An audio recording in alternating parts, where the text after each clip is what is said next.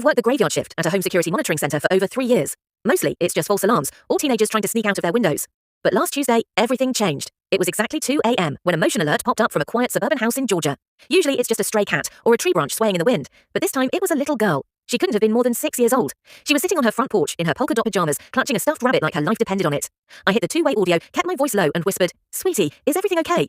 She didn't even look at the camera. She just stared at the front door, her eyes wide with a kind of fear no child should ever know. She told me her daddy was having a tantrum again, and her mommy told her to run outside and hide in the bushes until the loud noises stopped. My heart absolutely dropped. I immediately started routing the call to the local PD, but then my supervisor walked over. He started tapping his watch, reminding me that I was already 12 minutes over my scheduled break. He didn't see the girl, he just saw a red timer on a corporate dashboard. I told him to shut up, and I'll never forget the shocked look on his face. But I didn't care. I stayed on that line. The little girl started shivering, telling me it was getting really, really cold. I told her to stay right there, that the helpers were almost there. But right as I saw the blue and red lights reflecting in the window behind her, the entire system did an automatic reboot for a scheduled software update. The screen went pitch black. I was sitting in a silent, freezing office, staring at my own reflection, praying that those lights were enough. 10 minutes later, the police dispatcher called my direct line. They got them both out safe. I quit that job the very next morning, because some things you just can't unsee through a lens.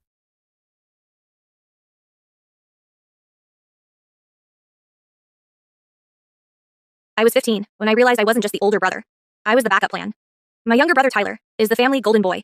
Everything he wants, he gets. Everything I have, he eventually takes. It started small. Giving up my room because he wanted the better view. Handing over my old bike because he needed it more. But last month, things hit a breaking point. I've been working at a local diner for 8 months. Saving every single tip to buy a used guitar. A vintage Fender I'd been eyeing at the music shop downtown. I finally got it. It was beautiful. 2 days later, Tyler decided he wanted to start a garage band. He didn't ask, he just took it. When I found him banging the strings in the backyard, I lost it.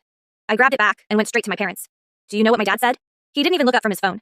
He just said, "Leo, don't be selfish. Tyler has a vision. You can just buy another one in a few months."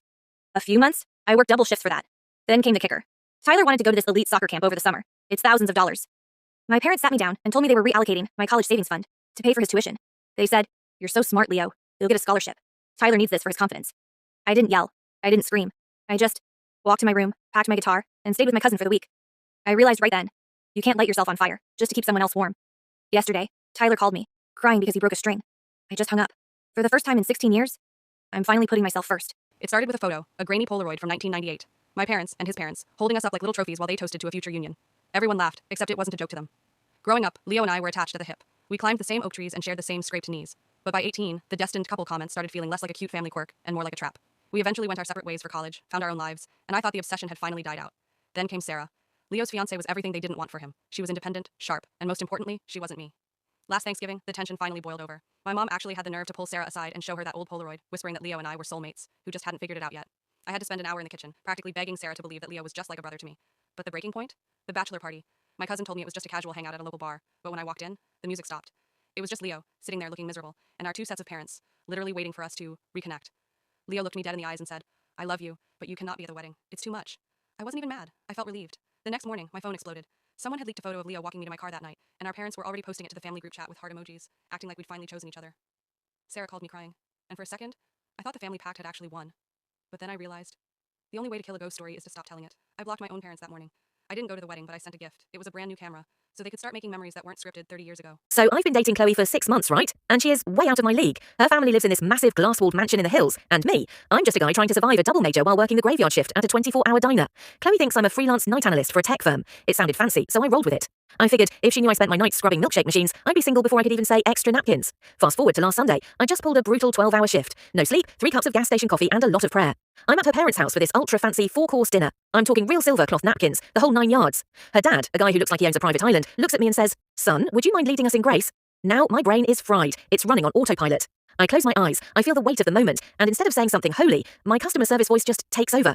I leaned forward, cleared my throat, and said, "Welcome back. Thank you for choosing the biggie size special. Will that be for here or to go?" The silence was deafening.